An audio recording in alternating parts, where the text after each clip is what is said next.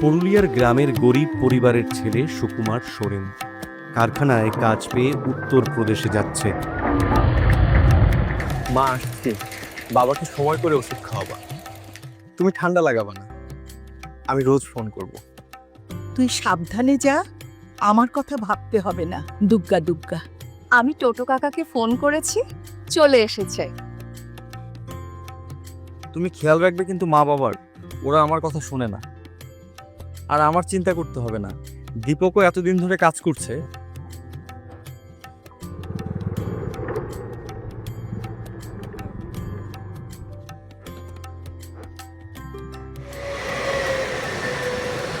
দীর্ঘ ট্রেন যাত্রা শেষে উত্তরপ্রদেশের গোরখপুর স্টেশনে এসে নামল সুকুমার। আশেপাশে সবাই যথারীতি হিন্দিতে কথা বলছে। অপরিচিত পরিবেশে এসে প্রথমে একটু থতমত খেয়ে যায়। স্টেশন থেকে রওনা দেয় কারখানার উদ্দেশ্যে। প্রথম দিন কাজে গিয়েছে সুকুমার। নতুন জায়গা, সহকর্মীরা ওর নাম জিজ্ঞাসা করে।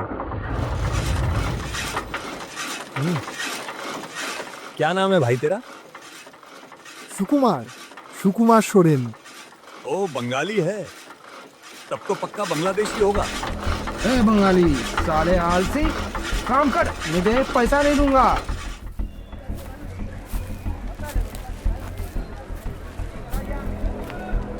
খোকনদা 100 মোটর ডাল দাও দেখি, আজ লাউ কিনছি, লাউ ডাল বানাবো। খেয়ে খেয়ে নে ভাই, আজই লাস্ট। কাল থেকে বাজার গিয়ে কিনে নিস। মানে তোমার আবার কি হলো? না রে ভাই, এখানে আর থাকা যাবে না। এই সপ্তাহটাই শেষ, বাড়ি চলে যাব। কেন? দোকানে ডিম রেখেছি বলে কাল আমায় এখানকার ছেলেরা কি গালাগালি করেছে রে। মেয়ে বউয়ের সামনে চর মারলো জানিস। ও বাবা, ঠিক আছে দাও দেখি। 200 সর্ষের তেল আর নুন চিনি দাও, একেবারেই কিনে নি, যা লাগবে।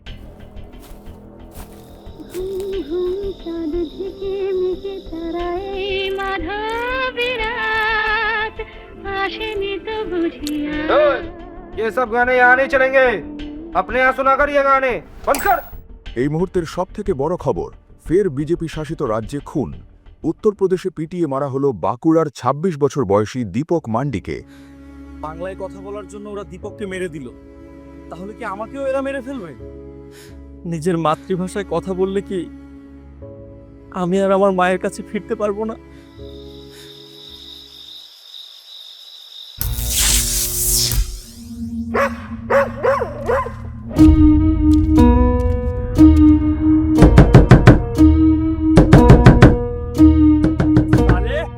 गेट खोल, हमारे इलाके में बंगाली गाना चलाएगा।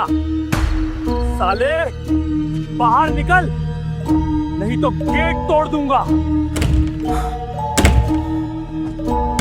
गेट खोल।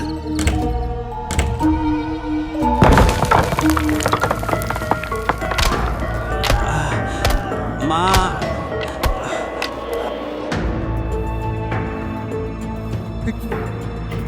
একটু জল দিয়েছিয়ে দয়া করিए। हाँ, ये ले बंगाली, नल्ली का पानी मुंह में।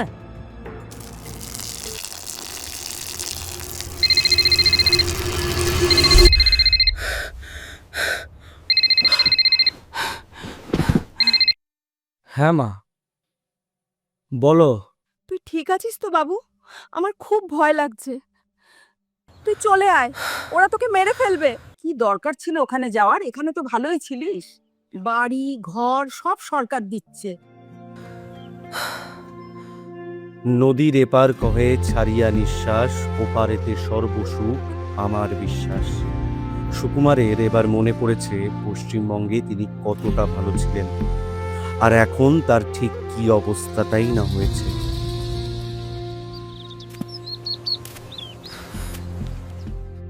কি হলো, কোথায় গেছিলে? এই একটু খেতে গেছিলাম, চাষ করতে পারার। আর আমি তো আছি খাটার জন্য। এখন আমার খেটে তোমাদের খাওয়ানোর বয়স, তুমি আর কাজে যাবা না। আর তুমি তো জয় জোহার পেনশন পাচ্ছ, তাহলে আবার এই বয়সে কাজে গেছো কেন? ও তুই ছাড় তো, কিছু হবে না আমার। দিদি টাকা দিচ্ছে তাই বলে একটু কাজে যাবনি, তা হয় নাকি? তুমি আমার কথা শুনবা কি শুনবা না? তুই চুপ কর। ওই ধানের ক্ষেত আমায় সকাল হলেই ডাকে, তুই বুঝবি না। আর অসুখ করলে স্বাস্থ্যসাথী আছে। একদম যাবে না। যখন সরকার পাশে আছে তখন কেন শেষ বয়সে এরকম হাড় ভাঙা খাটনি খাটবে?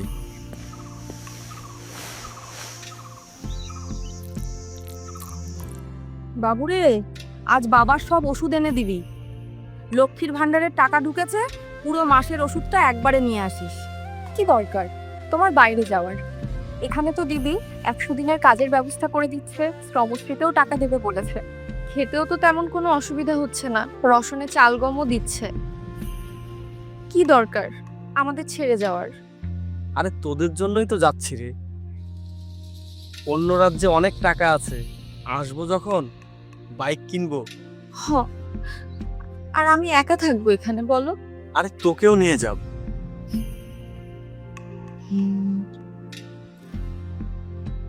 এবার সুকুমার বুঝতে পারল সুখে থাকতে ভূতে গিলিয়েছে তার, তাই আর প্রাণ হাতে নিয়ে ওই রাজ্যে থাকবে না, বাড়ি ফিরবে।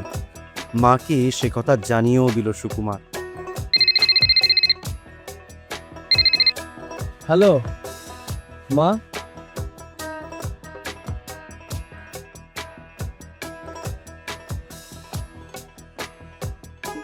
আমি তাহলে দই মিষ্টি আনিয়ে রাখছি, সাবধানে আয়। বাবা দইয়ের টাকা পেলে কোথা থেকে? খোঁজ খবর রাখ একটু মনা। লক্ষ্মীর ভান্ডার তো আরো 500 টাকা বেড়ে গেছে।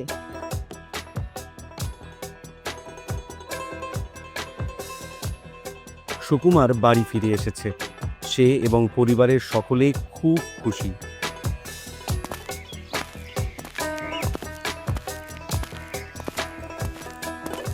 এটা কি করে হইল? আমি তো ঘাবড়ে গেছিলাম, চিনতে পারছিলাম না এটা কার বাড়ি। আমাদের বাংলার লক্ষ্মী আছে একজন, সেই এই বাড়িটা দিয়েছে। মানে? তোর বউ গিয়ে বাংলার বাড়ির আবেদন করেছিল, তোকে চমকে দেবো বলে আমরা কেউ বলিনি। যাক, ভগবান মুখ তুলে তাকিয়েছে তাহলে। হ্যাঁ রে দিদি, সত্যি ভগবানের দূতের মতোই এসেছে। পরবাসে অপমানিত হওয়ার দিন শেষ। তপশিলি বন্ধু থেকে জয় জোহার। আপনার পাশে আছে বাংলার সরকার।